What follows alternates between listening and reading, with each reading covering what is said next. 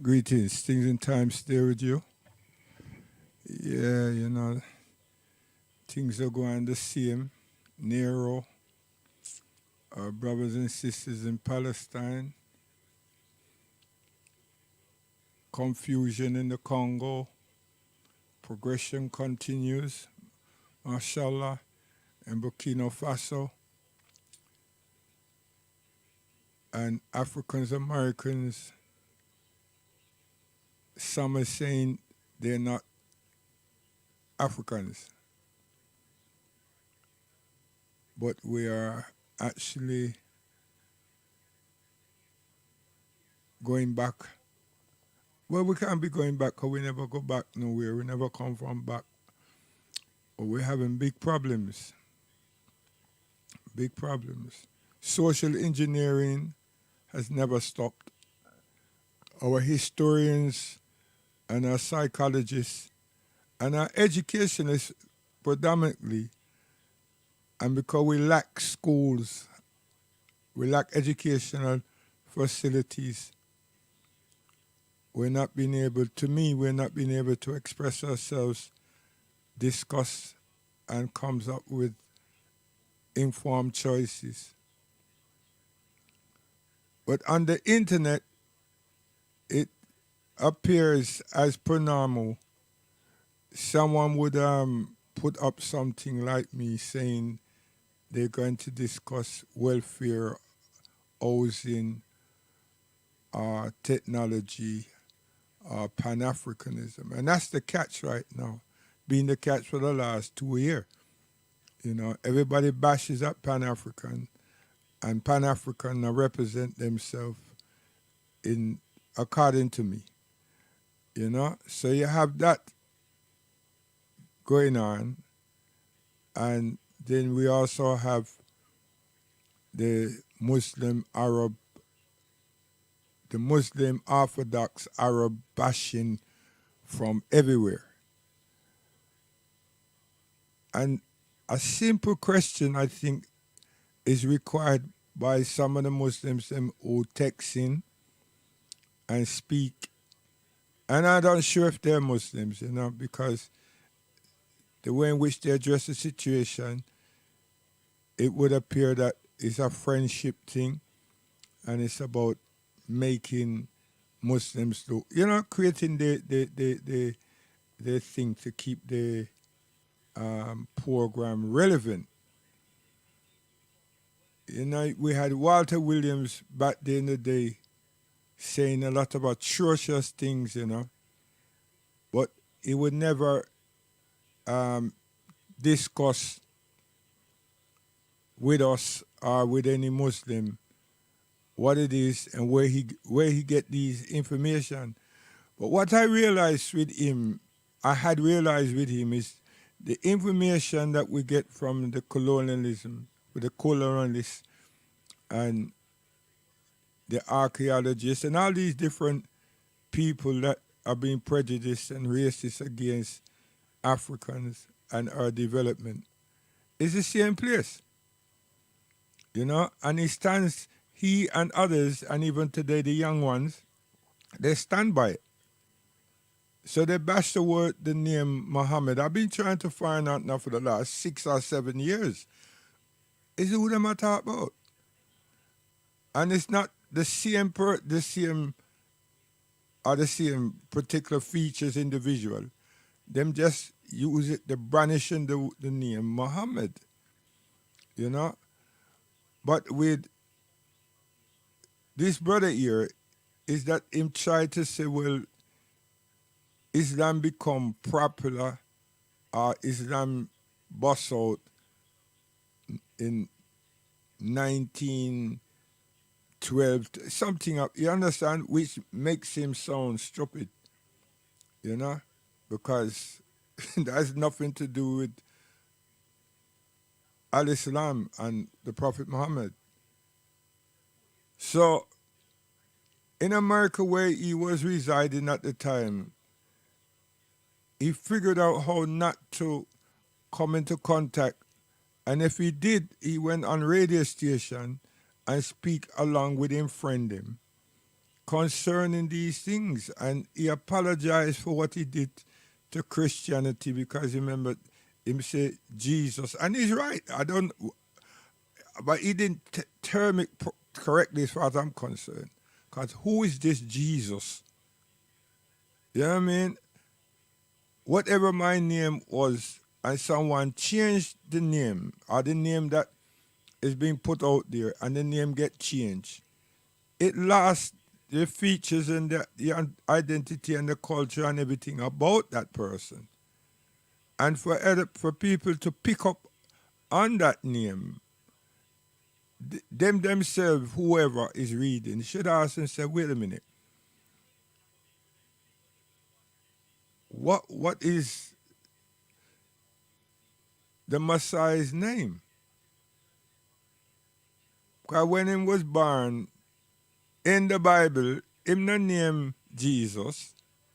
When this thing come to Europe, Italy, and these places, and the Greeks and Constantinople, all these places, you hear word Christianity, that never there. You hear word Jesus, that never there. You hear Paul, that not there. You hear Matthew, Mark, Luke, and John, and Peter, and Paul, and right, all these people wasn't there. So what you get from this collection of books is people's merging different nations and people who's in this theological and who is in this paganism and whatever else they had, merging and taking what they felt, and they want to say that it was inspired and, dreams and everything. And they compiled this thing. Along the way, they were able, through the Pharisees and the scribes, whoever they were, or finish up to be after these people got something. Because the Quran shows that. How is that? And other books shows that, because them talk a little bit about Moses, or them have some kind of thing them set up, like Moses that talk about himself. But he might talk about himself as the first, second, and third person, and he might talk about himself when him dead. So, you know what I mean? So, we have to understand the transition from whatever language they were speaking before them have Latin, and then the Latin, and then who was intelligent to transfer from the Greek into the Latin. So when we have debates with these people and we ask these things, they want to tell us this is trivial. So these are the things we need to understand, and that's why many of our historians, they point to Kemet, Egypt, because most of the Greeks that have been given big names, they were educated in Egypt, Kemet. They were given permission to come and to come back, and they were educated there. Them get big names, Pythagoras, this, that, and other things, and so forth and so forth. And that's the first part of cloning us. Maybe they were doing it to themselves between different countries and all that, but we don't know. It's just when you read things from them and you take time and you make notes, you think like something wrong here. And that's not just the Bible. That's why I always tell people them supposed to go to the Cambridge Press, register there and read about Africa and the travels of the Caucasian them in Africa and what they saw. What they saw and what they think they understood and how amazed they were. So you would find the earliest people, and they're also writing about the Portuguese that they were tagging along with.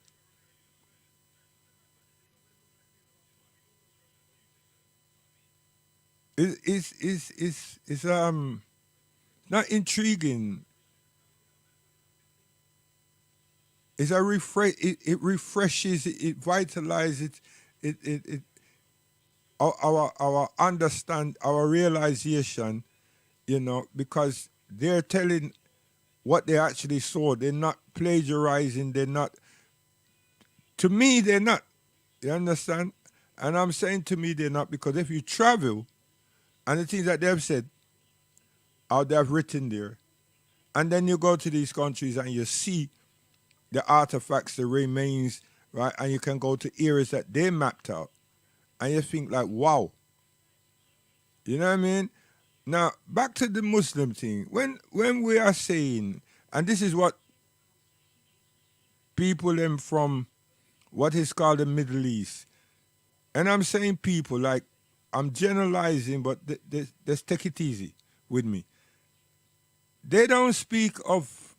I've not heard in all my Islamic um, life.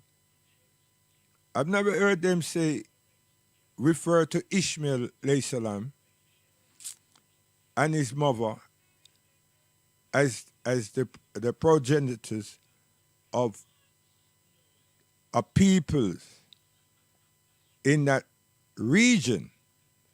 Okay. I've never heard them say or expand, and I've never read. I didn't do diggings about it, but I've always come to the understanding when the Prophet is saying that Bilal is saying Ahad. And they must say Ahad to all the Maya in front of Abu Sufyans and other people then from Medina, as well as ministers from Mecca, because them say that the people has been infected by Muhammad's talking. And they say, well, look at my servants and look at my slaves. Can't you see? And them asked Bilal to do something and he refused.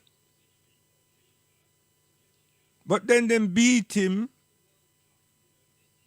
them strung him up and beat him and put him in the blazing heat on top of the sun, on top of a rock. And in the evening time, them drag him up and down the street. But when them ask him, are you denouncing what you've been hearing from Muhammad? Him say, Ahad. So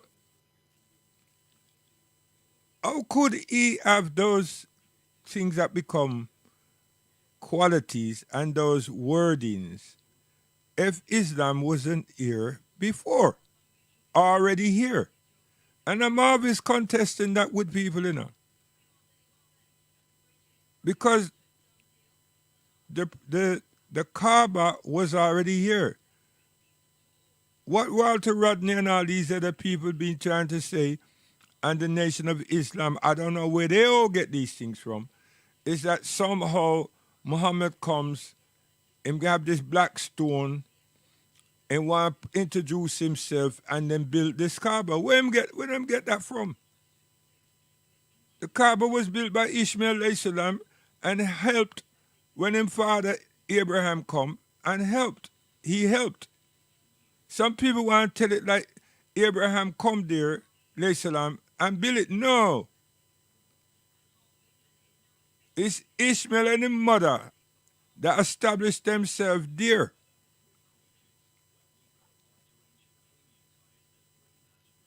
And maybe even before Ishmael and them come with this thing, because the place was called the spot where our mother and father, Adam and Hawa, reside and pray, was there. It was called Becca. Am I doing this? I'm not supposed to be doing this. I'm supposed to be doing something else.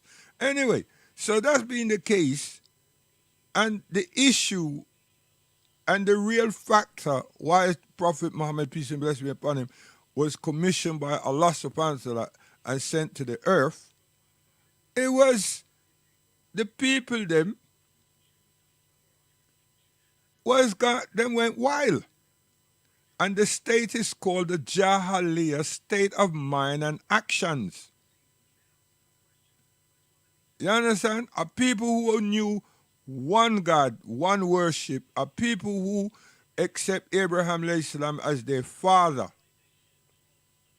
This is what we're speaking about, and today's Muslims don't talk that. I don't understand what it is that they're dealing with on the internet and who is backing them, because this is basic, standard, fundamental information. And nothing funny. Over 360 idols and all kind of thing was inside the Kaaba. Different tribes, different nations come and put them something there, right? People going around and up and down, naked and half naked, and I mean them having their Mardi Gras, whatever them call them thing there today, all kind of decadence and we're going on with it, you know. So Allah subhanahu wa ta'ala said, no, hold on. You understand? And that's why the Prophet sallallahu alaihi wasallam was mission. That's one of the reasons. That's not the ultimate. You understand? But this is what we were doing. That's why when people are talking about Islam and Ethiopia, Abyssinia, these things need to be understood, because how could it be up there if the Prophet ﷺ never go up there? Come on. The Prophet ﷺ never leave Mecca and Medina and go to no Abyssinia. Him know about the goose being fear. People them are rounding about know that, understand that, hear about that. But true Islam has always been here. The people them was living. You gotta understand that. Stop this partial thing and this racial thing and this bias thing. Our life, what is about? What is life about? If you develop something and then you want to market the something, you have some instructions or there's something, you write up what the thing's about, and not so much why you did it, but what it's about and how you can use it and get the best of it. Okay, it's called instructions, right? Okay, so during the course of time of man, we stop glazing and carrying on with your AIs and ray, right? What is life about? Is it about living and become despicable and die? And that's it? Or keep trying to get rich and die and that's it? We're not thinking. The people them who are the architects of society are them that create them narratives, you know. So they're always trying to push God back or push morality, sincerity back. You know, see how them just set up something at the corner, call it rules and law. What are we not experiencing in the last 3 years? That all of those things, America and the rest of the nation, them that's supposed to be the first nations, them the big tough ones with dynamite and everything, they're saying to hell with it. A man create these international law, rules and regulation that's supposed to keep us from becoming rogues. God says, live, because you're free. Live. Him also use the, well, depending on which reading you read, because him just tell you, say, enjoy yourself, but him say, live. And him say, we never forsake we. So life is not to be in misery. The world is not meant to be misused, but the world is being abused and everything by people who want control. Them got them land, or them live somewhere, and then them peep at someone else's somewhere, and then get jealous of something these people somewhere else have, and then decide, okay, let me just roll up my fingers them and punch him. And if the punch don't work, then me kick him. And if them two things don't work, then me go get something and hit him with it. And this thing excel, and then some idiot people come and say religion causes. No, religion never caused the thing. Them use religion to beat up somebody, because wise people, is very sober, gentle, and well refined, true to religious thinking and worshiping and praying, the thugs move in and smack you. Because people them who fear God are trying to work with God and do good. They don't have no arms. They don't have, they're not thinking of violence and all these things, you know. But the rogue, the bad people them take advantage of such people. Because why the people them humble and relax and everything, moving like a snail, them go fly around like pigeons and gulls and everything and yam you. Because more time they don't want to eat you. What they want to do now, they want to hamper you, so them crack your shell and then what? You're exposed to the element and you don't have no medical thing yet because you're not set up for that. You're not set up for that. You're not think about these tyrannies. But the people them come and do that to you, and then you find that your brethren and everything sick, can't move. Next thing you find out him smell, him dead. Now you have to work hard not to take cover. Why is it take cover? These things take years. So taking cover is all right, but the minute you come out now, them there again. And then we become just like them. Because we have to find something to protect ourselves. So if not religion, it's men who use religious people that them don't want them to take some kind of initiative on the land and within people's their minds and rough them up. Huh? If you all know anything about the Union of Soviet Socialist Republic, read about them. Russia has been terrible. Then you come across the place, now you see Germany, wicked. The whole of this Europe. Wicked people. And you can read them history inside up, upside down and everywhere and twist it. And you can't find out the reason why them behave like that. Because all of them eat and drink right now together. Tomorrow, them smash one another up. At the same time, them finish. They want to take your woman them and everything. Europe. Bunch of bad warmongering, killing machines. And they weren't building anything.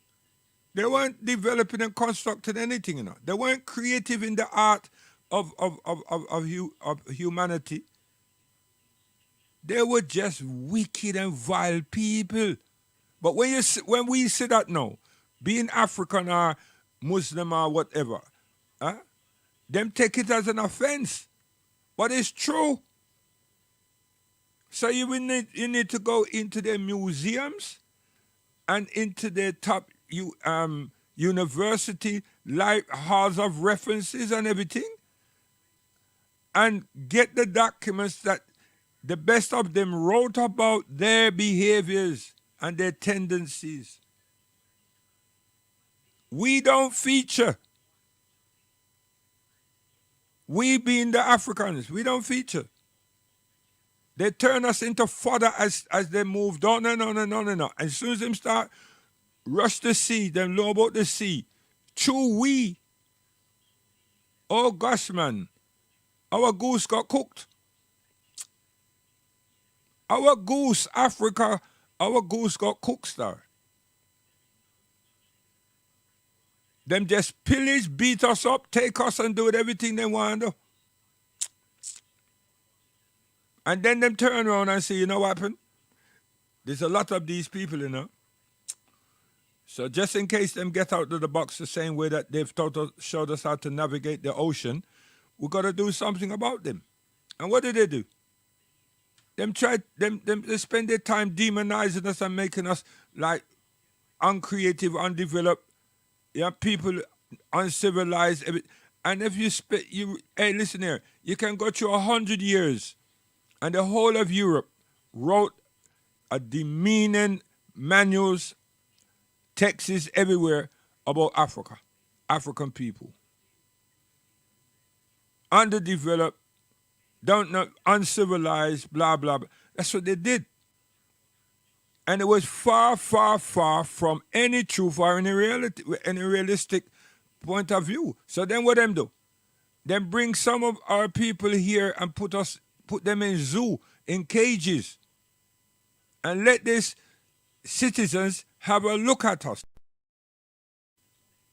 And then obviously you're having someone giving them a talk about us and where we may have come from, man and woman or child, and everybody's laughing.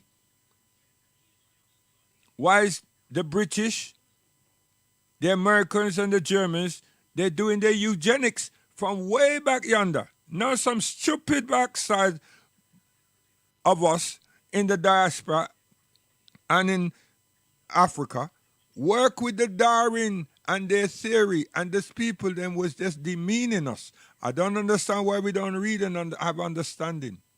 But guess what? In our own countries, what did they do within 50 years of landing there?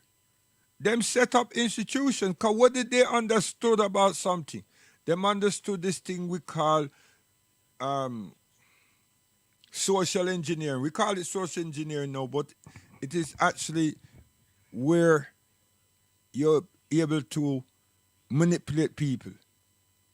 So true to the institution of learning, what did they do? Them teach us the habits that they want us to engage within. We became thieves and liars, and we stopped developing. We stopped being scientists. We stopped being mathematicians. We actually stopped writing for several years, several decades.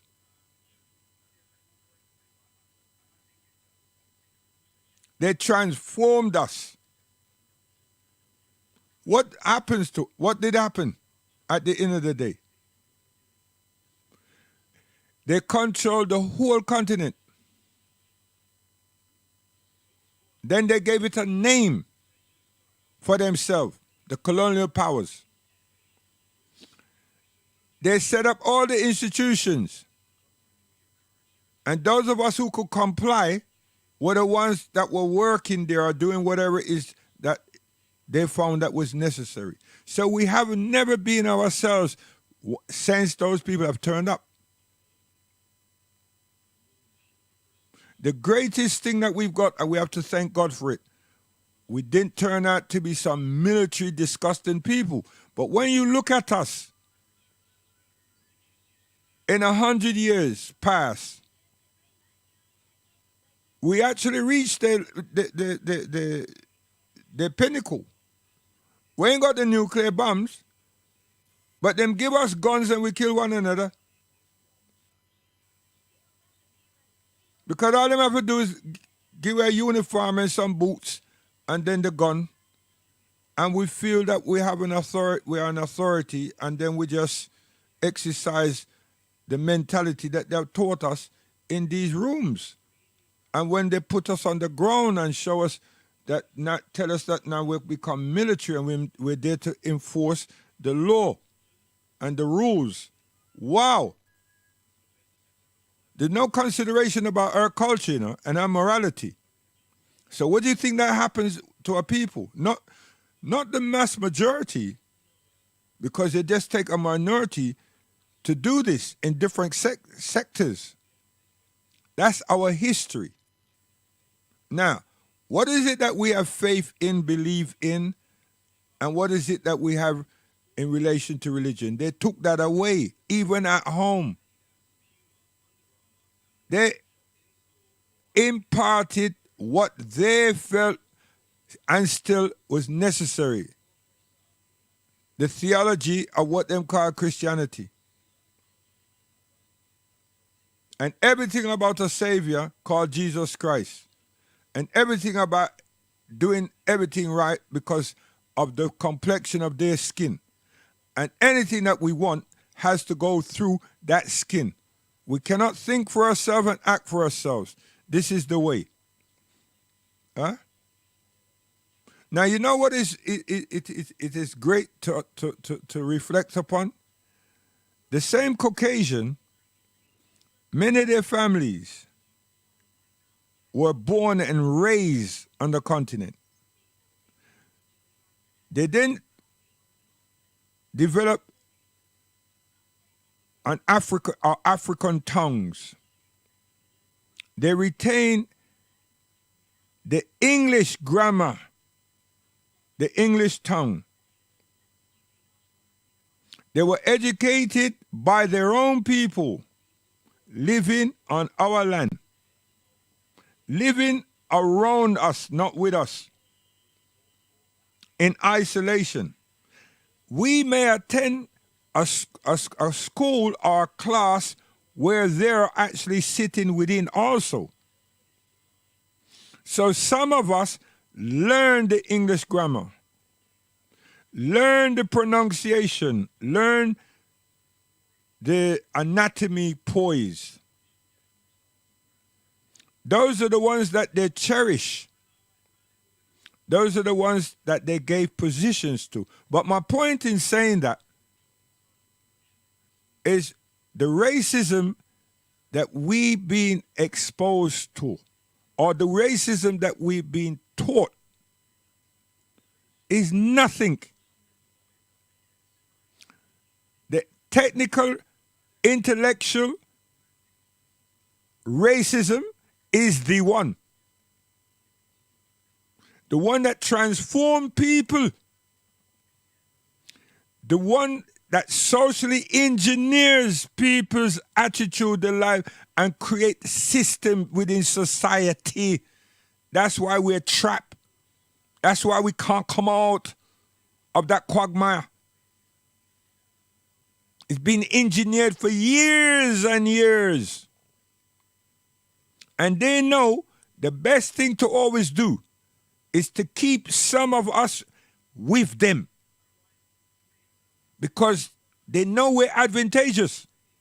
So they're able to monitor our intellectual development. And when they see that, they know how to what? Crush it. Delete it. They know how to do that. So we're not in Europe in the diaspora because of them being cherished. No, it's an experiment that needs to be maintained. Like this Commonwealth thing today, it's just to play an amusement, and we don't think, and the ones of us who think, we get bashed by the others who are getting these little trinkets of entertainments and so forth. Because they turn around and go, shut up and go away. Social engineering at work. Where have they done that to themselves? They attempted to.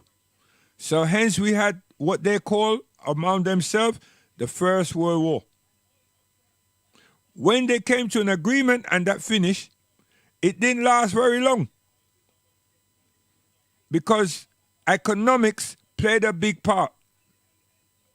And the economics now that plays a big part is that they all need to restabilize and we develop and restructuralize themselves.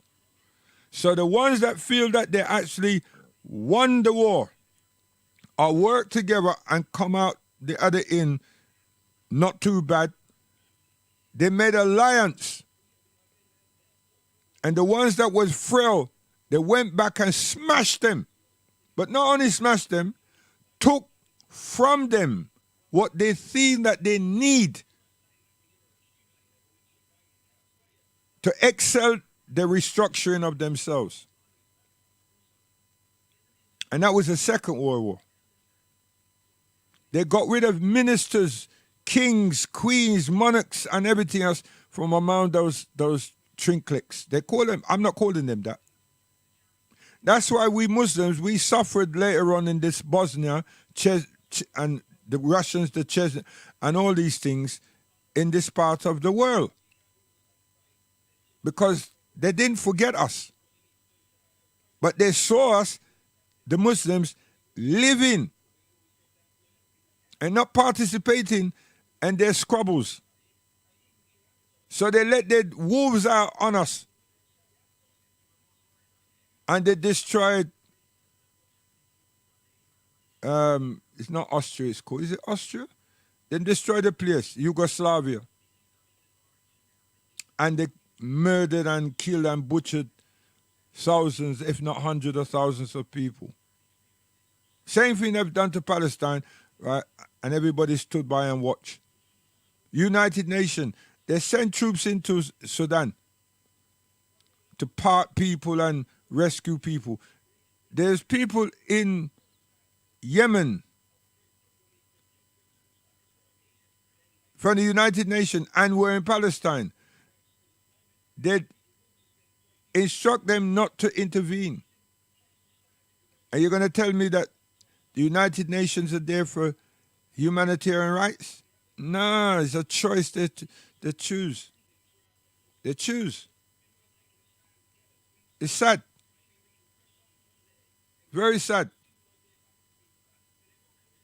Africans, they're giving them positions, young Africans in America and in Britain, make them feel good, so they don't actually speak up like what I'm saying and say to their people, listen, we don't need to deal with these people that kill our grandparents and suffered us and misuse our country and continue to do so. When Nero is speaking about Africa, him call us a stinkhole. Because he knows that his ancestors over the last 100 years, how they pillaged the place, and nobody can do them nothing. But them see now that in Burkina Faso, there's something happening, and they say, you see them, we know that what them youth, they're going to bust out sooner or later. They know that. We have to thank Allah subhanahu wa ta'ala and the peoples around that brother and the cabinet and all the support that they are still alive. And all the pledges that been put to them, they haven't succumbed to it. Can you remember, I tell you something. We are all human beings, you know. And someone come and tell me, say, they're going to give me 50 million. Star, 50 million, that sounds like a lot. I don't even know what I want to do with £5 or £50 right now. Becoming a loss after money. But you come say 50 million? Star, me already see myself flying in a space. And I don't want to go space. What am I going to do with 50 million? You understand?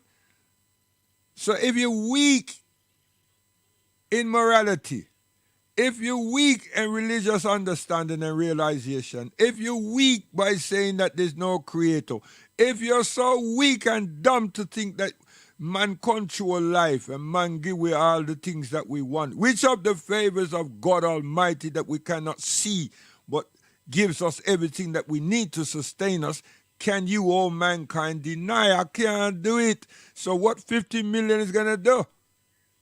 What is it going to do? It's going to make me sell my soul. It's going to make me sell my soul and sell my people. It's going to make me die crazy. And I want dead. I can't want to live when the 50 million is there and I can see my grandchildren and my neighbors and everybody are suffer. Them turn us into some serious evil things. And then that's so the world's supposed to be. So people even talk about God, they don't talk about God properly, man, according to me.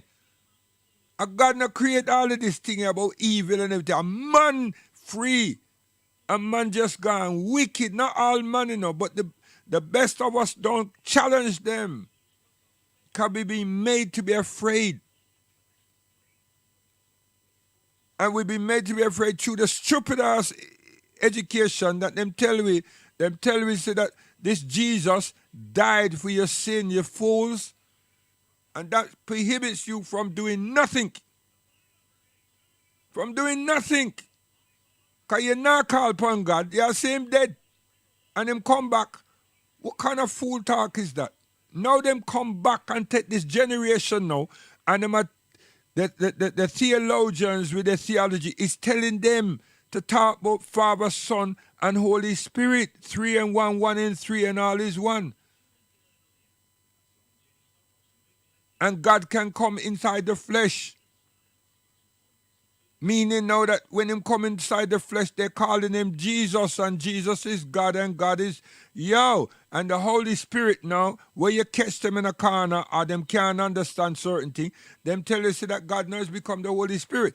And him talk to them, talk to man, and man can hear God, and you don't understand. So you're asking yourself, wait a minute, why is this happening? Why is this happening? Because the people have heard and have read the Quran. So now they put them back into mystery and suspense. Then put them back there. And none of this stuff is in the Bible. And even if it was in the Bible, it don't make no sense. The educated people with their AI and all kind of thing, they're saying, no, these generations. So what is Muslims doing? What are we doing? We're not supposed to be there having this bash conversation about Jesus. We're supposed to be showing the people them how God and the Prophet want us to live life and enjoy life and give thanks for oxygen and water and everything else. We're missing again. We're missing. You met the people and tell about Noah and the ark and the flood, and then all of a sudden him have a party. Soon as they get land to rot, then go make some wine and him have a party. And who was he doing bashment with? Why was he naked? Hey, you people don't think, The man go hire stone love to rot it. And him say he want a juggling son and he want bashment girls. How the backside the man turn naked. No prophet, no person that God chose would ever do that. Never. And you all go along with it. And you see, that's why we're so stupid. Not we as black people now. We as human beings. You don't challenge it. The people them challenge the prophet, But the best of them knew that what he was saying them had already. What they did not have was Al-Quran. They did not have Al-Quran. But them look at the prophet and say, wait, you can't talk like this. You are not educated. But we know you're trustworthy. We know that your morals and everything. We know you. And we know your family. So you force us to listen to you. But we don't want what we're talking about. And that's the governments that we're saying that. The big people, them offer him all the money. Them offer him all the women. And the leadership of the whole peninsula. And him say, no, if you put the sun and the moon in my hand and everything, I will not denounce Allah subhanahu wa ta'ala's words. And these people are talking about the prophet and women and all that. Stop your stupidness, boy. Stop it immediately. Jump off of that and jump in a cliff. Huh? Which one woman? You don't know about relationship between nations and tribes. And you don't study history because you see these people in Europe to stop their killing, their bloodletting, Them followed Muhammad's pattern. One country give for them son or them daughter to that country. Huh? England and France and Germany and Russia, that's how them stop murdering one another. That's how them stop murdering one. Hey, go back, you Europeans here, and you African Americans, and read about Henry VIII. Read that history, through the history of England, across Europe. And you see the whole thing was all about making peace here. But it's just that the man him, was the king, and him just lost for them skirts there. So instead of them pick for him, he wanted to pick for himself. You have to read it and see it the way I just said that. So you what now? When I give you all that, because all them things they put my chest and it burns, man. Al-Islam is the way of life. There's nothing sweeter than Al-Islam. Yeah? But when the people ever chat Jesus this and Jesus that and that and that and that and that, we're missing the mark. Right? Kul hu Allahu ahad, Allahu samad, lam yalid wa lam yulad, wa lam yakul lahu kufuwan ahad. There's no God but Allah. There's nothing like Allah subhanahu wa ta'ala. And Allah don't have no partner. You understand? And nothing can see Allah subhanahu wa ta'ala and live. But we are receiving from Allah subhanahu wa ta'ala every second. Listen, Allah, as long as we breathe, we're receiving. You understand? And even when we dead, and we are put back into the earth from whence we came from, because out of that matter. You understand? We're not being left alone up to then, you know. You understand? Oh gosh, man. How much people have actually dreamt or have experienced dreams? Have fun with yourself, man. I mean, I talk about dreams that you want somebody, woman, or you feel that you was doing something and rare, or you're breaking a bank. No. They are hallucination of a wicked thing that you was thinking about. Some movie you watch and then you get so fictitiously involved, right? And you start having these things like, oh my God, if I did have 50 million, I would have bought 10 cars and I would have 50 women and rare. You understand? No. We don't talk them kind of dream proper. You understand? Then you say to yourself, wow, is that what's going to happen to me when I die? Yes. The body just gone. And that soul that you think, say, you don't really believe because the people, that soul is there. That's our hard drive. That's our hard drive. That's our DNA. That's everything that you can't get rid of. No man can get rid of that. You can't erase it. You can't delete it. You understand? Serious. Hey, yo. Hey, Muslims, this is what we're supposed to be doing, you know. This is what we're supposed to be doing. Make the people understand, you know, that them great-grandparents, them gone in a grave. Some of us remember them and everything. Them bodies not there. But who they were is still with us. It still exists. It still exists with the Creator. And that's what we're going to be like as well.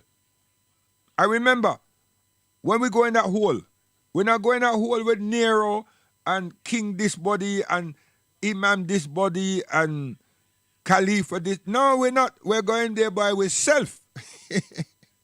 And our testimonies by ourselves. When we're in agony and well, some of us not. Some people don't go into agony. But when we're passing out, nobody not come and say, yo, let me take some of the hardship and the pain. No. Even if your wife, your daughter, your son, them feel that way, they can't do it. It can't happen. It cannot happen. You understand? No matter how much them love you and our time is up, them cannot change nothing. The Muslim can change is tell the people them to up the dose of the morphine or whatever it is. That is, if we are going through this excruciation problem because of an ailment that we have or something like that. But other than that, oh gosh, man. So think about it. Because you see, Nero is behaving badly, beating up people, threatening people, calling them bad names, sending people back into the dark age and no age and everything else, and so forth. Him is old. And even if he was not old, he's human.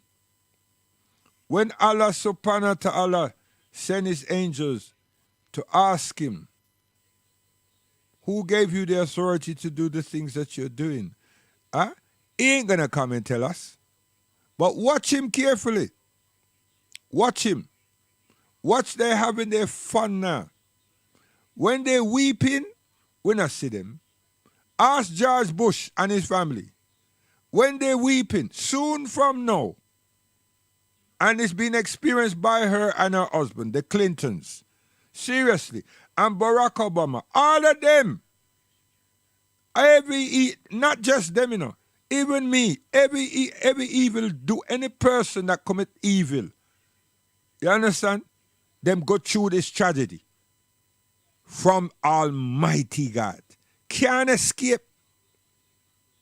Cannot escape. Some Muslims, my brothers and sisters, what are you lot doing? Stop the Jesus thing. You don't know who Jesus is. You confuse Isa alayhi salam with these people conversation. You're committing haram because you're trying to make something called Jesus legitimately Isa when it's not. You cannot do that. Your intentions are good, but no, you're not reading, you're not representing Rasulullah sallallahu alaihi wasallam, and you're not representing Allah subhanahu wa ta'ala. Allah don't need a representation. We're supposed to represent the Tawheed of Muhammad Rasulullah sallallahu alaihi wasallam. Finish. But don't come tell me say that I commit haram because my culture, may I play some songs. Keep yours if you have one.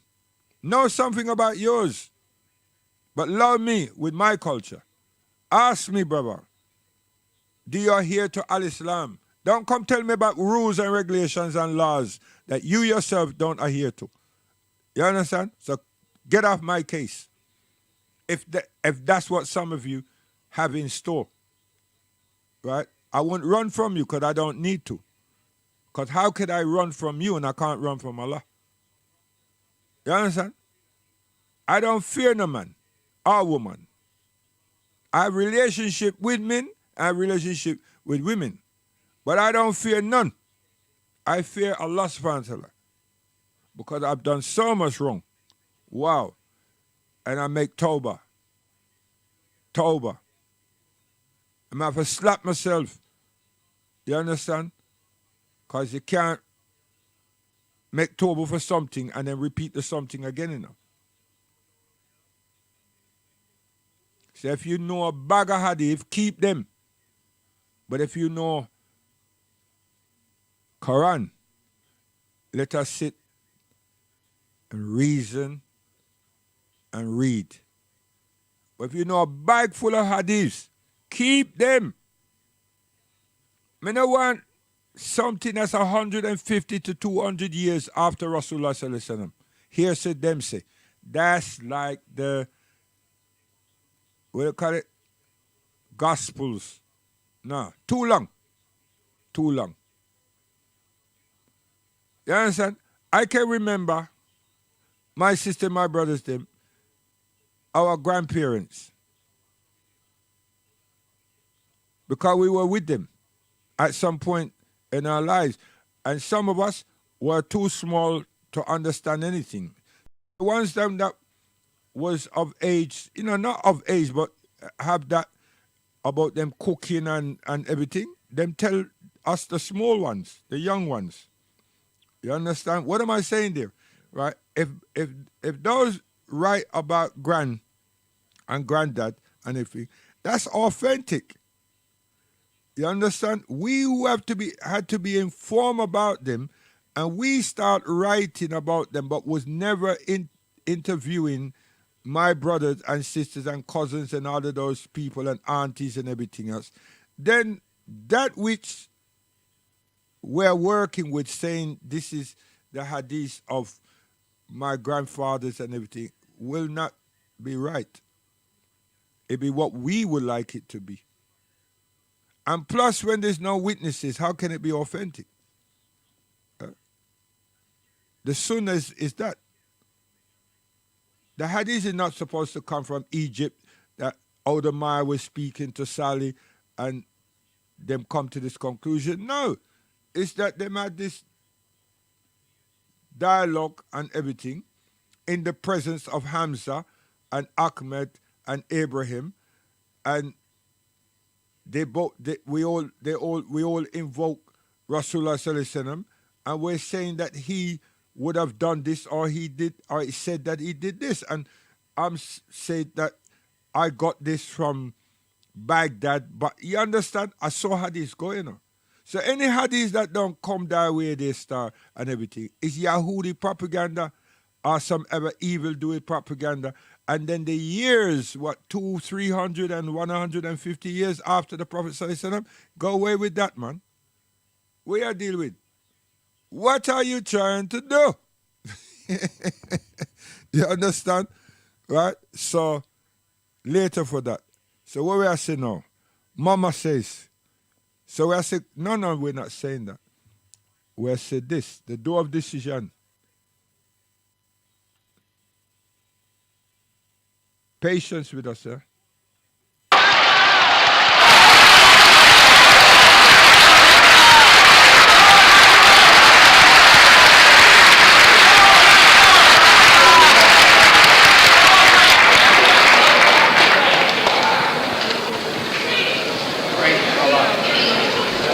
Assalamualaikum. Praise be to Allah, the guardian of all of us, cherisher, sustainer of all the worlds. Peace and blessings. Peace and blessings upon his servant and his messenger Muhammad, to whom the Quran was revealed, and upon his descendants of the righteous all. Ameen. Dear beloved Muslims, it is indeed good feeling, a good thing to be here in this area again, this time in East Orange. I believe this is the first time not being in East Orange, but I've been in this area many times, and every time I come here, I expect to have nothing but good results. You know, we were selling the book as the light shined from the east. And then along came another book, and he was selling that book also.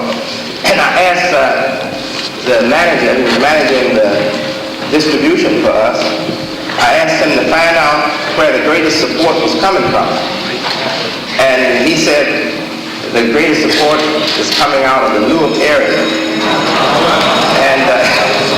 And I found ever since that because I began to be curious then, I said, well, we're going to test it. We're going to find out where is the support coming from. And believe me, we have very strong support in the Newark area. Yes, very strong support. So whenever we come to New York, we expect a good crowd. Whenever we come to Newark, we expect a good crowd. Because we know we're in a very good area where there's strong support. And inshallah, that kind of support is going to come in the Midwest one of these days. But right now, it's still a little too windy, I think. Do I need this mic? Do I have to speak with this mic? Or I put it here, right?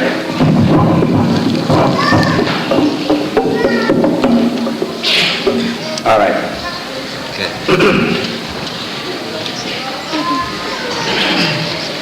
First, let me express my appreciation for the leadership, sincere work of the national chairman of the Samuel Bilal. Praise be to Allah. And to all of his strong and sincere supporters who are backing him in the AMCOP effort. To Brother Lukman and to all of you, we want to express our appreciation.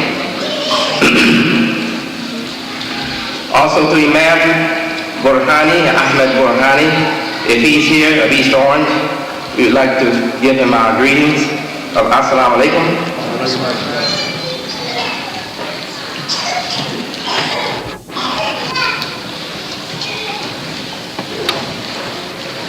I believe that we are united in the desire for progress. Maybe we are divided as a people, but I think as a people, we are still forced to desire progress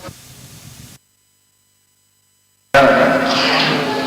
Because still, as a people, we are not on our feet.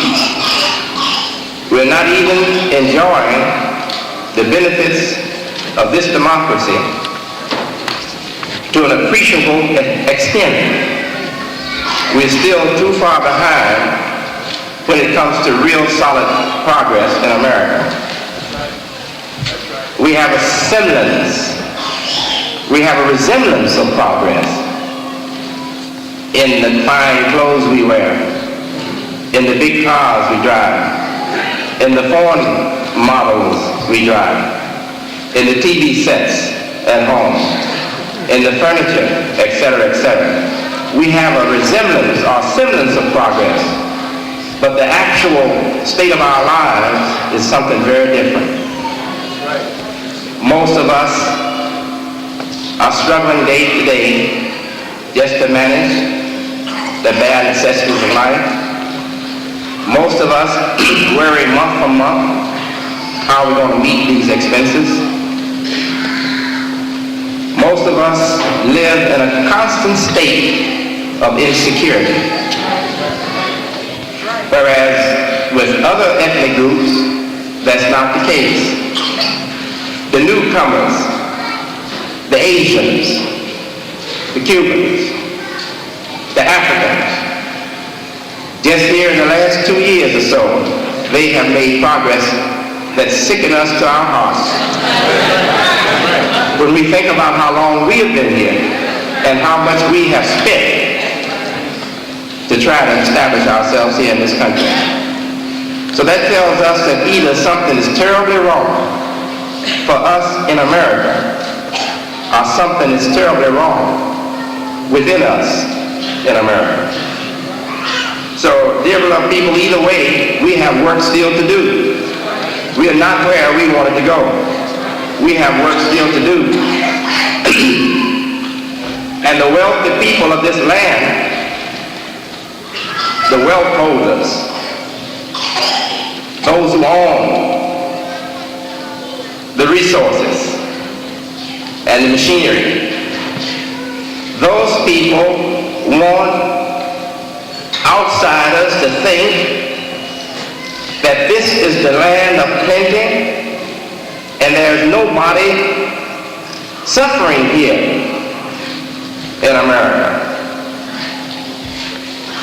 And anytime we accept to give up the group effort and go it as individuals, we're playing right into their hands.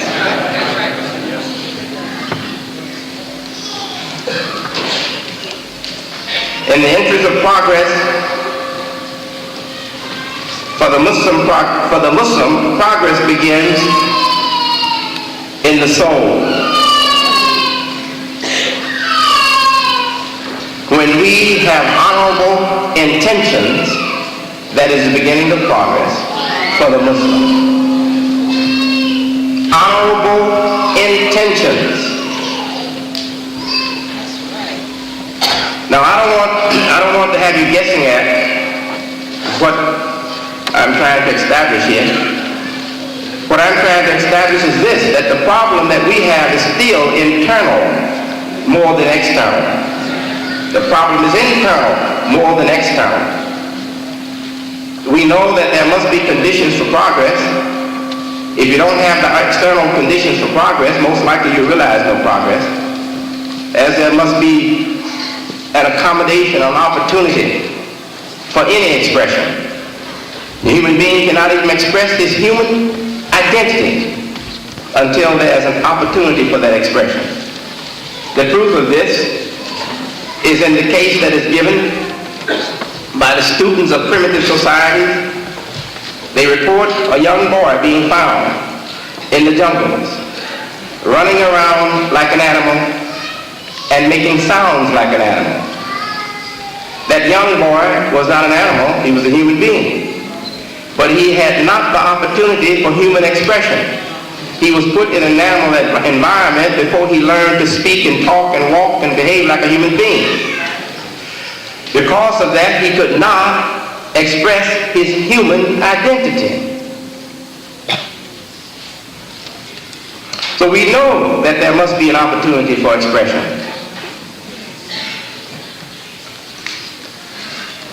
Now, when there is opportunity for expression and still no appreciable expression is coming, then that tells us that something is wrong with that particular person and not the external situation. So then we have to look at the person. And believe me, our problem is not one that we should feel guilty about. We shouldn't feel guilty. Should that child who was left in the jungle feel guilty once it began to come face to face with its human identity? Should it feel guilty? Should it say, oh, I'm guilty for my past situation? No, that child was not responsible. Whoever let the child go into the jungle and did not take him back home, they are responsible. Now, I don't want this to sound like an anti-white man or anti-race message. But some things just have to be remembered and not forgotten. And the fact of our folks being brought here by force. See, some of us act like we had a conference. Like the blacks had a conference and they sat down and decided to come to America, the land of plenty. It didn't happen that way.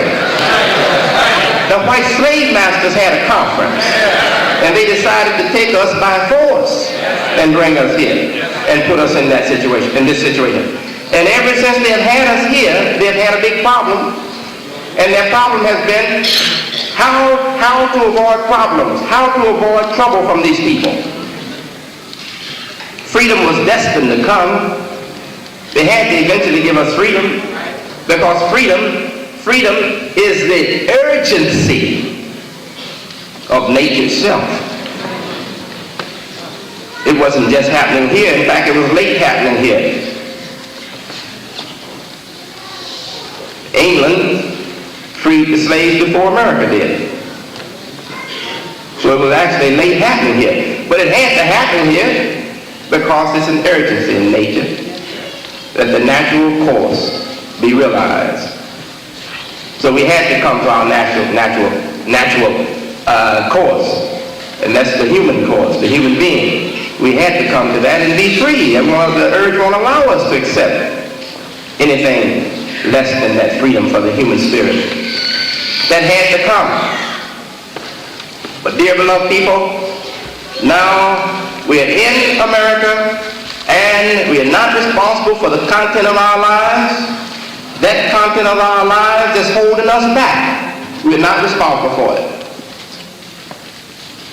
Because we were cut off from the natural lifeline of the African American people by the slave masters. And what we've been doing since being cut off is trying to live in the white man's world. So if we have made a bad job of this, it's not our fault.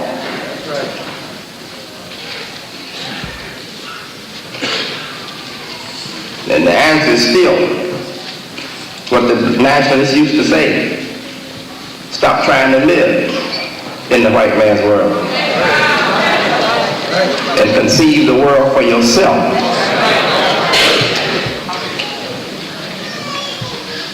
Doesn't mean you have to give up on life in America.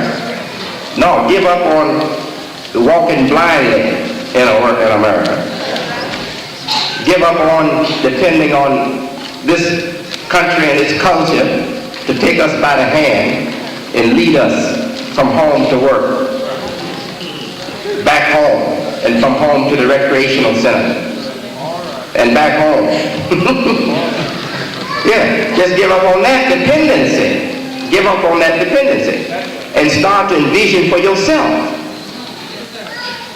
what should be operating as a powerful influence, dominating influences in your life. And then make the choice. Whether it's to be a Muslim, a reborn Christian,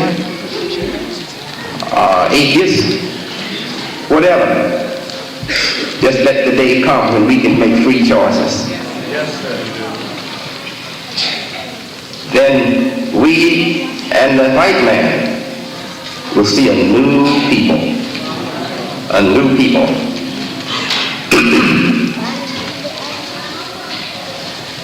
The Muslim is obligated to make progress in the world.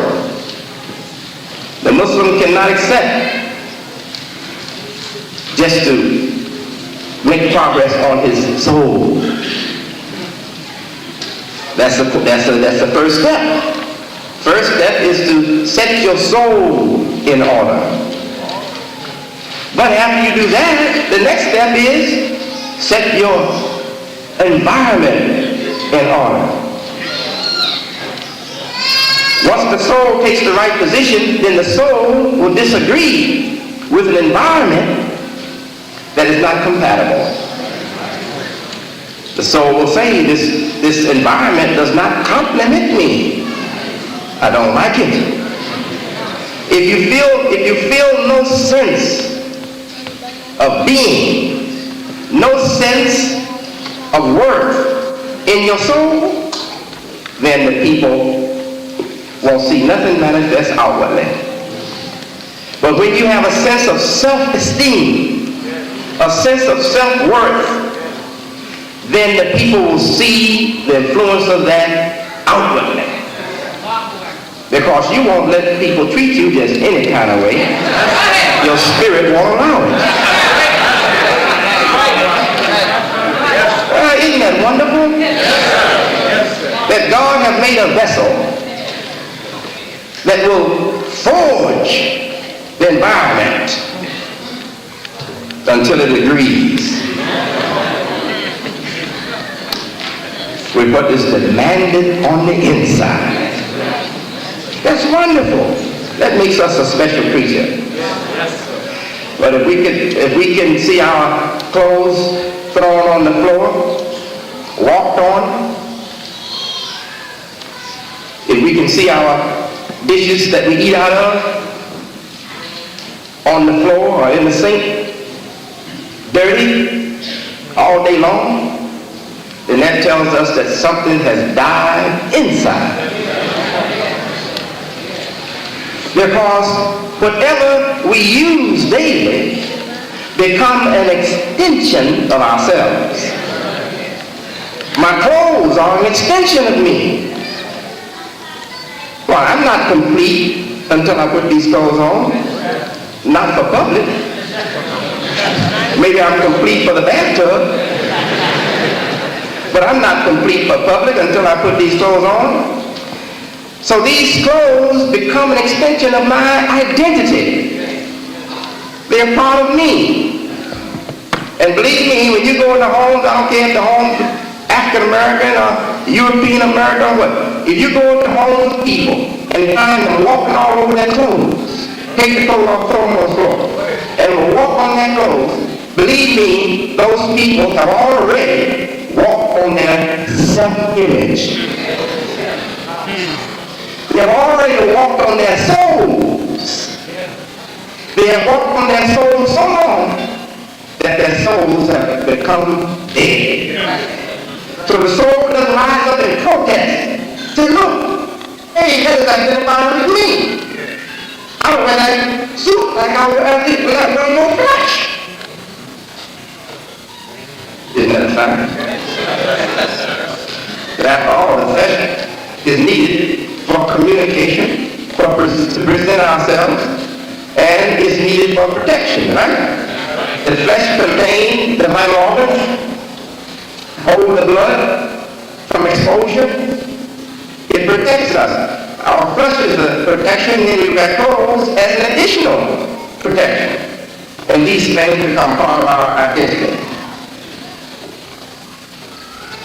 To go forward to improvement in the overall state of our lives is a Muslim's obligation. We call this religion a comprehensive religion. Comprehensive religion. Comprehensive means having broad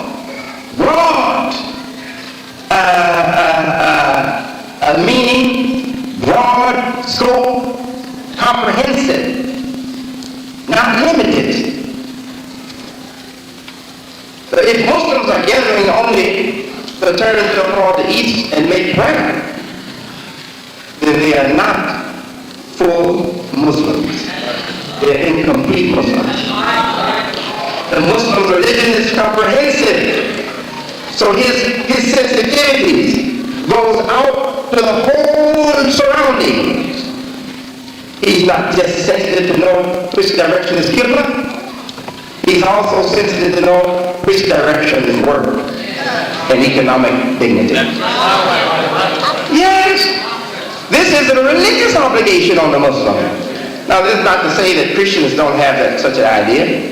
The early Christians who came to this country, most of those Christians were industrious Christians. They were people who didn't run from work, didn't run from a challenge.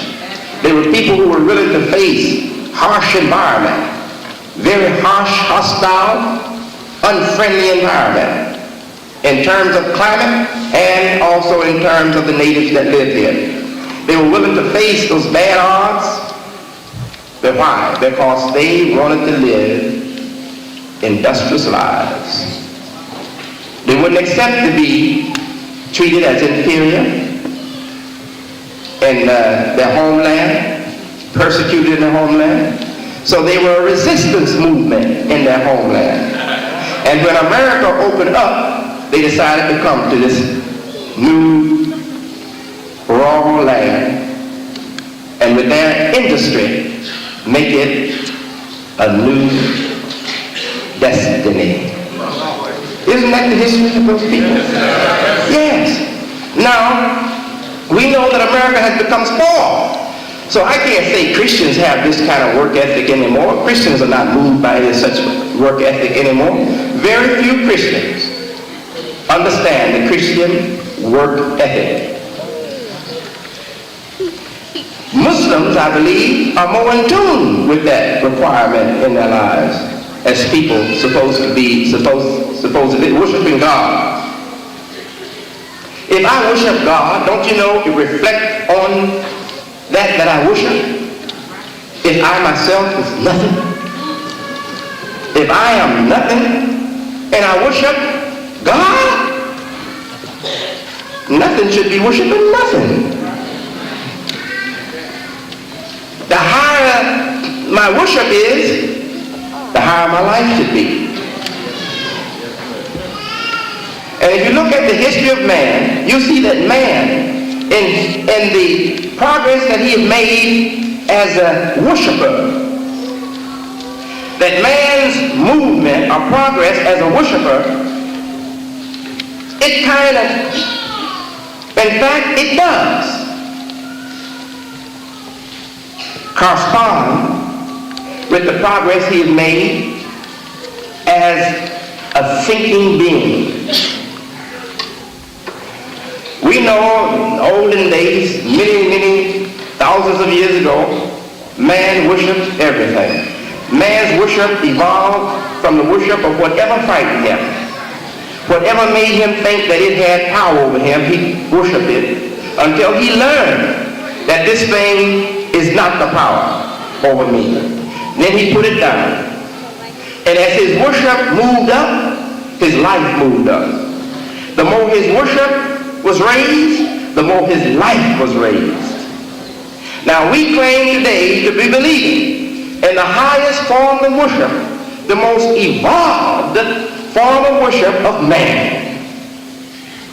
The one God over all and who cares for all. That's the highest concept of worship for man.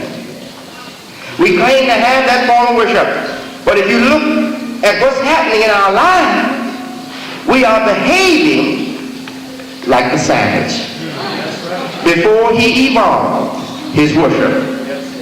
This morning I was looking at American Bandstand, and I'm glad I can say American Bandstand because normally I watch Soul Train.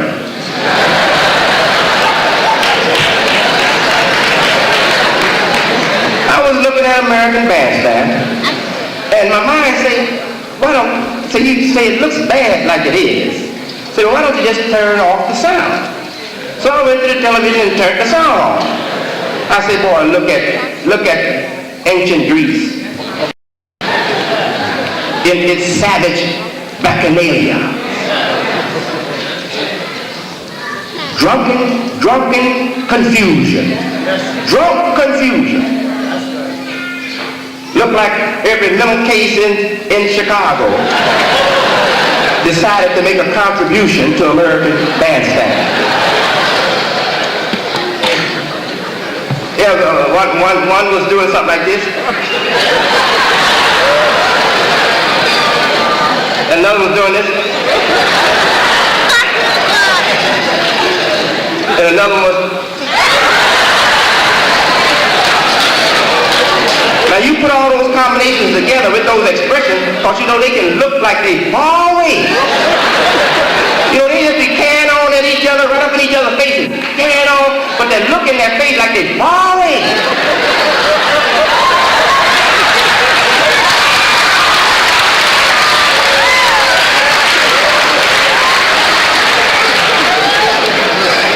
I said to myself, if this is their biggest thrill, then we don't have any hope in those people.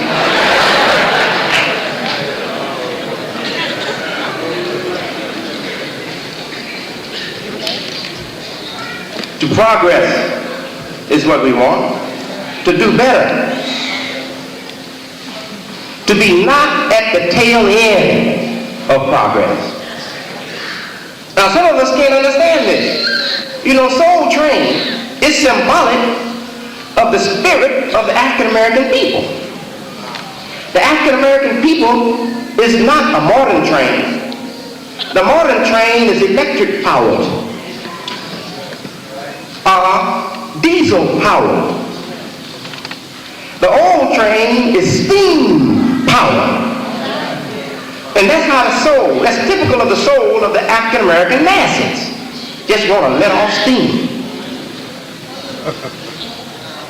And if you look at the whole train, you see the value of the cars in relationship to each other.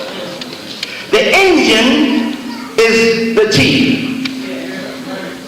The engine is needed to give life to the whole train. Now the last car is what they call the caboose.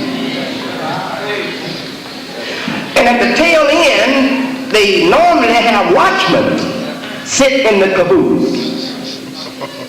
But I think Soul Train don't even make no point of showing us the caboose, do they? I know if they do, ain't no watchman in it.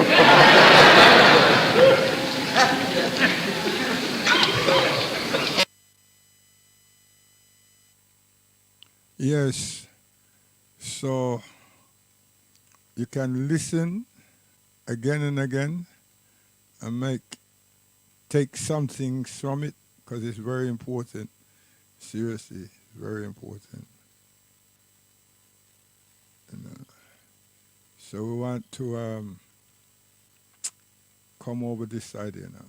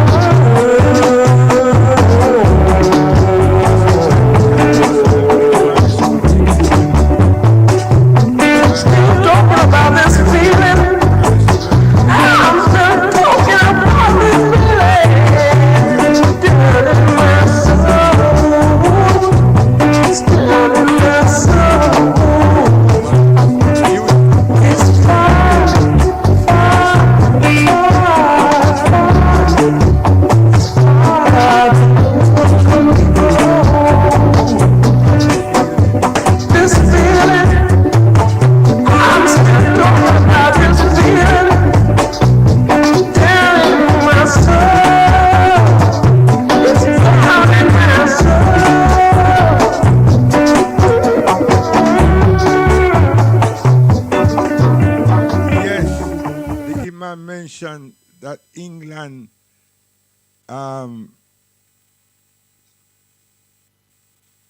stopped slavery.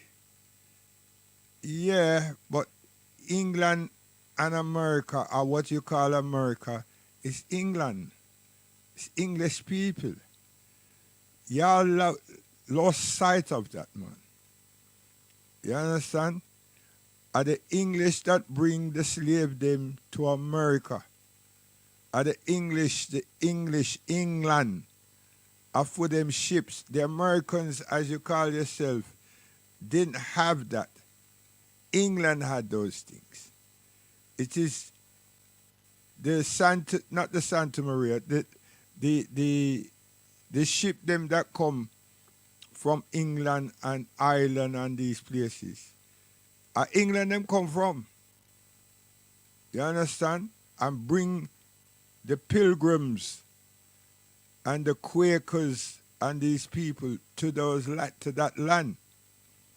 The people who are escaping oppression, and some of them fled because they couldn't take it no more. And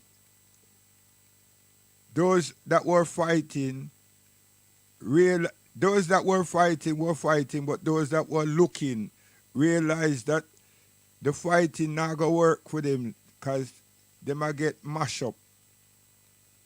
All through Scotland and Wales, they might get mashed up. They might get killed, they get slaughtered.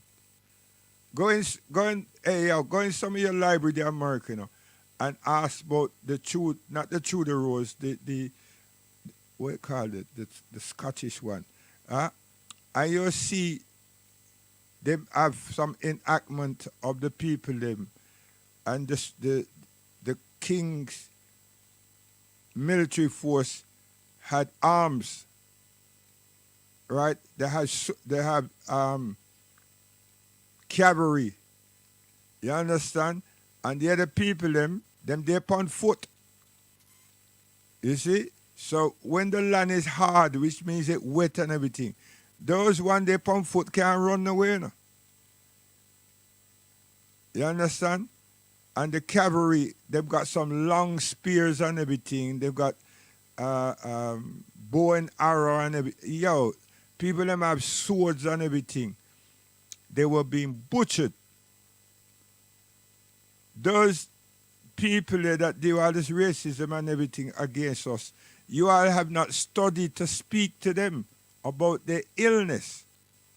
You understand? Because them come there and them massacre the people them find there. That's what they did. And then England sent military force making out that they might help the people that run from them due to the persecution. Why? Because when them send people to see, to find out where them could be, them say that they were now with a place that them can have privileges. So England decided that them not give them up. The legality and the king of the country called England said, nah, we not give them up. They're still our subjects. So them sent people across there. And they aided and supported them, annihilating and eradicating the peoples that they found there. Why am I telling you that? And you should understand. They armed them. They gave them muskets and all kind of different things. The people them that leave had Bible. Them had not Bible, them had religious texts. Whether them call them Bible then or not, I don't know. But they were sincere, God-fearing people. But then the English, their own people, send those people to see what have become of them. The report come back showing that there's marvelous land, marvelous site and everything. So we can't allow them. So they went across there, surveyed the place, and took different areas of the place. Where you see them thing called Bonanza and the Virginia. These are real. Forget the acting. They took those particular areas and everything and claim it because of the water and the landmass and the bison and the cows and you understand? And any other place that they find similar to them three places, because there's another one, they make sure that the people them that round there move. So they were always pillaging, running down and dislocate the people. I don't want to call them Indians, you know, the natives that were there. But them kill hundreds of thousands of them. And then when the Gatling gun eventually came, oh gosh, man, England. So don't think so that them abolished slavery. And no. Because their own people now, a section of them, never liked this so-called handout and this invasion, right? This self-invitation into the new land. So they didn't want them around them. Hence, you all had a civil war. You all, as in America, had a civil war. Father against son, son against mother and everything. Yo. And then those ones now try to make us feel so that they will take care of us and them got us involved to fight too. Buffalo soldiers, etc., etc., etc. Huh? And then promises were made to us and them treat we as fool. And what happened to us? We're not equal with them. Other Europeans that them invite to the continent is equal. The African has not been equal and isn't being equal, and no way they want us to be equal with them. So we just dip on a plain amusement, pretensive mannerisms, because they put a couple of us on television, or they will sit down and there's an election for the local this and yeah, and within 2 years what them do, them set you up with a prostitute, them set you up with some drugs and everything. So the best of our academics, them kill off. Them set it away that nobody no trust we, they not feel good, you understand? Because them know so we moral and they know we can do the work, but they don't want us to be equal with them. And until African Americans understand that and know that the COINTEL operation still works, divide and rule still works. Now you got a brother that sell out, him sell him soul, sell him mother, sell him grandmother, and no one come sell me, call me a FBA and this and that and that and that. And what he's doing is creating problem. No one is thinking how close is the Caribbean and the diaspora have reached and Africa has reached with repatriation, with reparation, liberation, repatriation. We have reached a lot of ways. Have taken us decades, but we have reached, you know what? We have consolidated. And shame and pride has got them. But them gone back to their great weapon. They feed us. And them control our thoughts through sociology and psychology. And now we are our worst enemy. We ain't got no friend. So now me over this side and other brothers and sisters that says Islam, wow, you make us an enemy. You make us an enemy. So how much enemy have we got, including ourselves? We ain't got nobody, only ourselves, and we're turning ourselves inside against ourselves.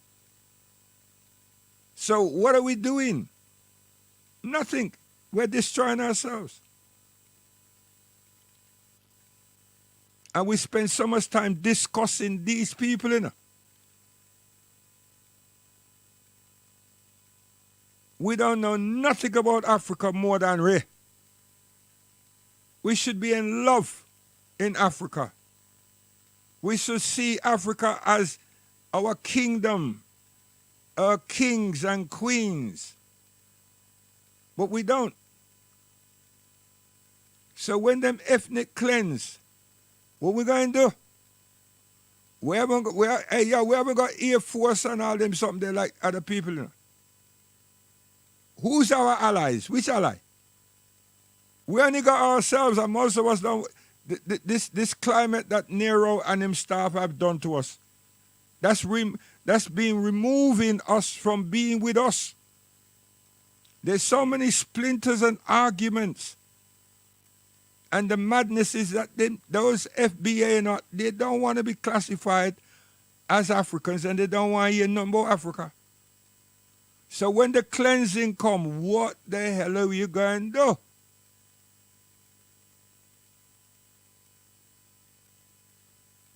The money that we earn, that some of us have got in the diaspora, we are kings according to this lifestyle in America and Europe. We're kings on the continent for years, not for a couple of weeks, for years. And the education that a lot of us have developed, our lifestyle, our futures are beautiful, and the aid and support that we be giving to people who needs. We won't be competing. We'll be living. What a joyful life. And all the values are coming that we've accumulated through hardship in the diaspora. Why we thinking you oppose Islam? Are you going to continue to be so dumb? Christianity don't tell you that. They don't liberate you nowhere. Because you remember, Jesus Christ have died for your liberation. You died for your emancipation, died for your freedom, died for your life, you fools. And everything that we're meant to be doing or they tell us to do, they don't do. So why don't you assess them and evaluate them and ask yourself, why are you so up there, as I would think, and we are still here trying to make ends meet? They ain't following what they've given us. They ain't pursuing it the way they've taught us to. So we're seeing them control the world with aeronautics. We're seeing them develop all forms of infrastructure. We see them take the car and go on electric and so forth. We see them take the workplace and now put robots and different forms of computers in there. So anyone who don't have, and that's not them, you know, anyone who's like us, who has a limited amount of exposure to academia and everything, we won't be able to work. Because there's no labor force that's going to be required. You know, labor force, the ones them, and labor, you know, the ones them that don't really cut it in academia. And even if we do, the racial divide will show you we don't need you over here. And what are we going to do then? What's our children and our grandchildren going to do? What, you're going to think that you can have a race war with them when you don't have nothing? It ain't going to work. We're not thinking. Sex, play, and amusement ain't life. Again, sex, play, and amusement is not life. And the amusement is the music and the athletics. All of those things are what turns them on, makes them joyful and happy at our expense. You remember, oh, you don't remember Rome, nor did you remember the Greeks. The Olympics and all them something, they come through those people. And they prefer to have more man. Them love sitting down watching these men because them had a particular fetish. What them call it? I don't know. Yeah, African people, wake up. Stop fight down the thing and liberate ourselves from mental slavery. Because those of us who wasn't physically in bondage, there's another set that's intellectually in bondage. Huh? And well, we know that things don't sit right, so why the hell are we following?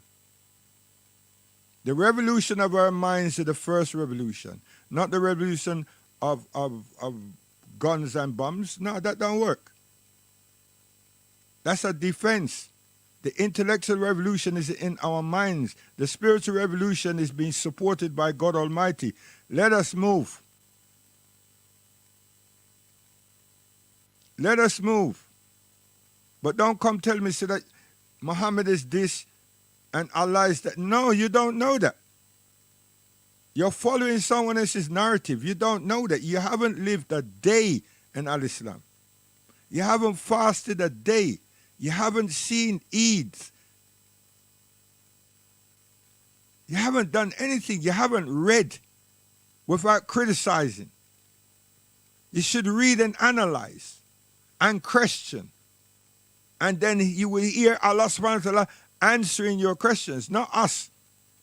1 billion Muslims will not answer your question. Allah will answer the question for you.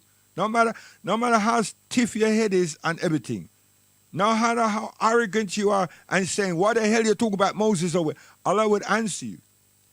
Because the Quran is like that. The Quran don't want your opinion and your narratives.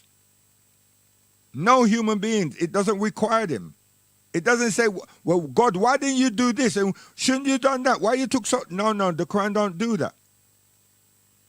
You have all these alleged idiotic people that they give titles to that want to say that the science of the Quran is outdated. First, he said the science of the Quran. What they can't take is that the Quran is not man's configured. So when the Quran is talking about embryology, they're thinking like, wait a minute, how the hell did he know that the clot became like gum? Then the formation of the gristle, and then the gristle become clothed with what we will eventually call flesh. All of these stages is explained by Allah subhanahu wa ta'ala in the Kitab Allah. But they can't find that. They've just understood that we've just realized that through the different technologies that we've developed, and we're peeping and also radiating the cells. And the best among them from India to China and everything is not saying Allahu Akbar, they're saying it has to be the Creator. It has to be. Because it continues about our loin. Our loin, you know what I mean? The manufacturing where the sperm is developed, not inside our testicles. That's where it lodges.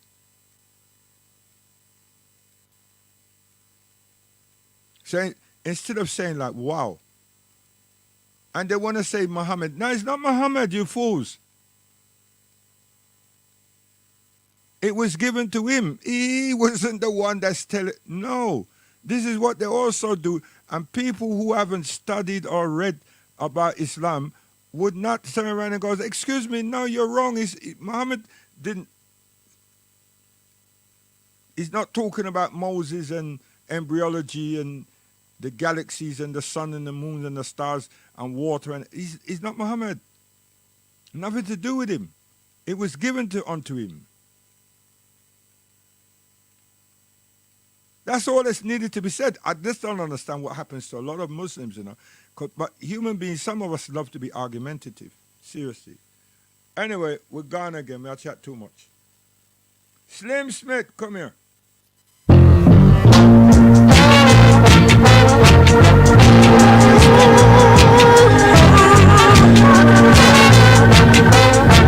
Yeah. Shoulda,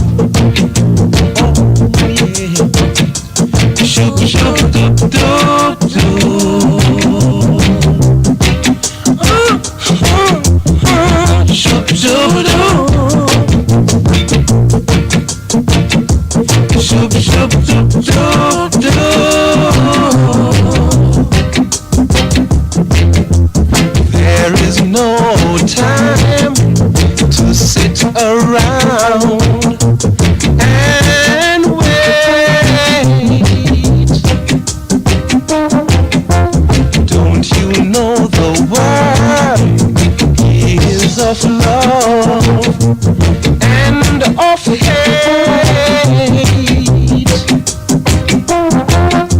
Now is the time to be strong, 'cause we can't go wrong, because the time has come. The time has come to be free, can't you see? Shub-doo-doo. Oh yeah. Shub-dub-dub-dub-doo. Do it, brother. Shub-dub-doo. Shub-dub-dub-dub-doo.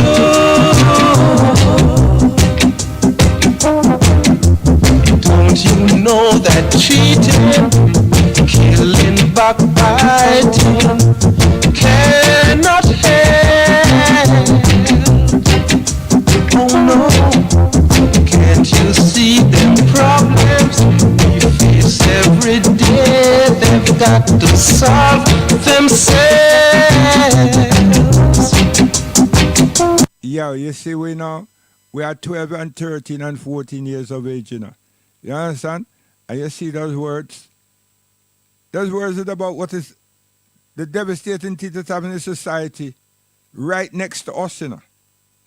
You understand? Now someone can't call dancehall juggling and ray, and a lot of profanity and everything. You have disrespected us. You have made us look like shit. Seriously, you let me look like we never go to school, we don't know about education, we don't know about decency, we don't know about morality, we're just a piece of shit. And then now we that, even though we were in slavery 400 and somebody years, our legacy, having to try to learn what the people them are talk about and what language them are use and everything. We decipher that ourselves with the backing of God, you know. And we come and sing protest songs. And then we sing songs of harmony because it's too rough. So we have to just draw ourselves together. Love, peace, and harmony. But we can't stop dealing with the protest song because we're being oppressed by ourselves and by the slave master, the plantation them. You not get it, man. Listen to the words. And you African Muslims, don't follow these other people and everything. Listen to our culture. Listen to what happened to us, you know. Listen to the oppression. And Allah subhanahu wa ta'ala don't like oppression. Gulman. And we met the whole world. Who know why here and who are here. We met them know say we suffer from oppression.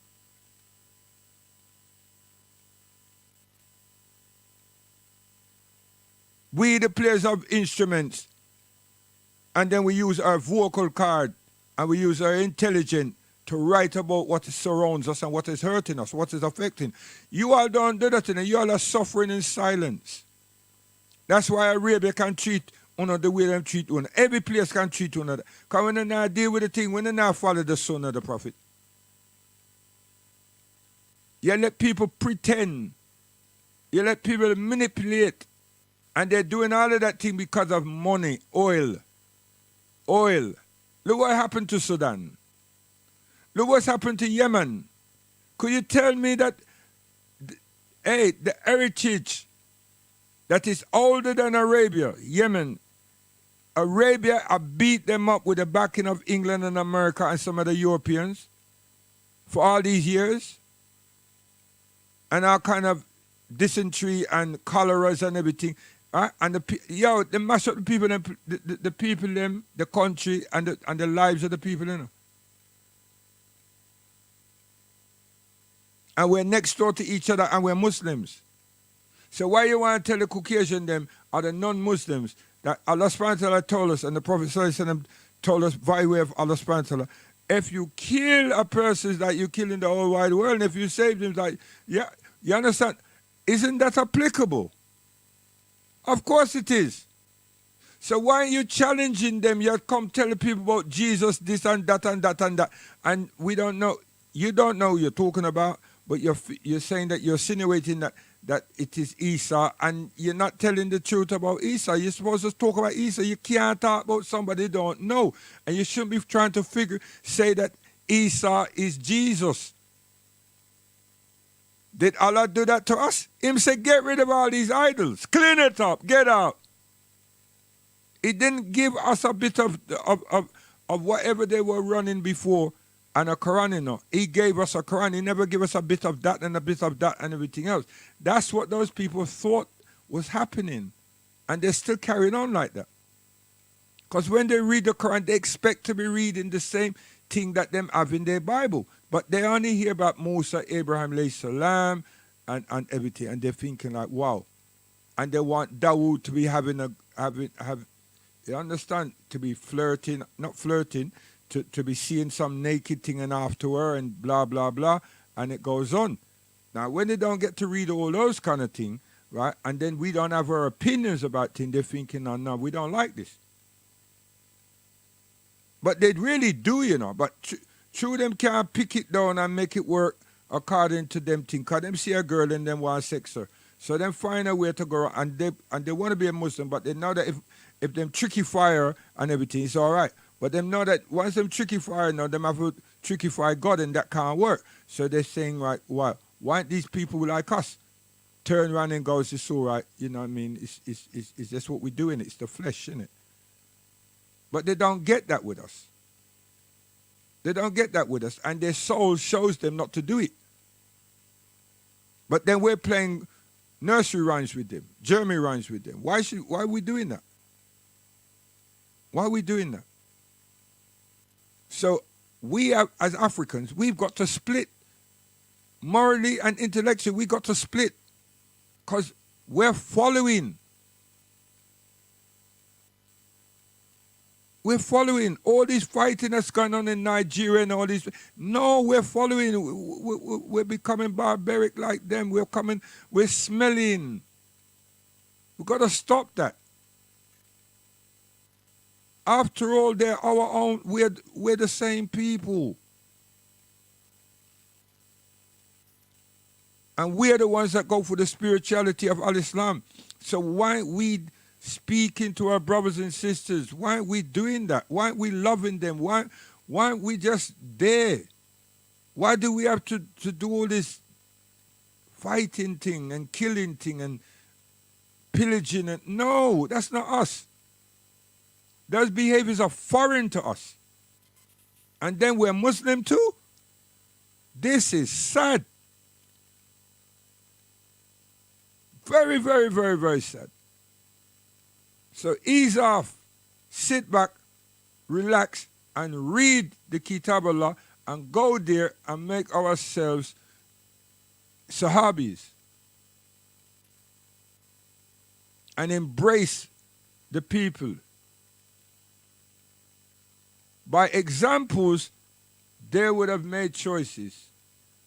We haven't been given a good example at all. So why would they relax and take a choice? No, they're scared.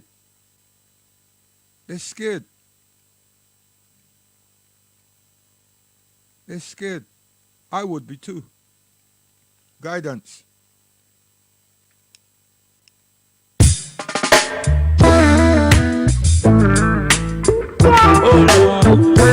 Them now here. Some of them say them not no fear. No. Yeah, but let me tell you this clear. Yeah, alright. Mama say, don't you follow bad company.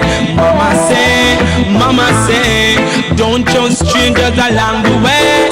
Mama say, the seed when you sow you are gonna reap today. Mama say, no follow bad company. They don't find refuge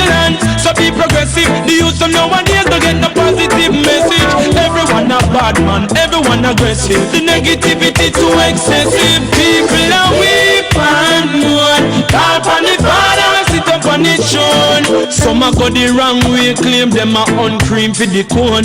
God bless my own. Remember, Mama say, don't you follow bad company.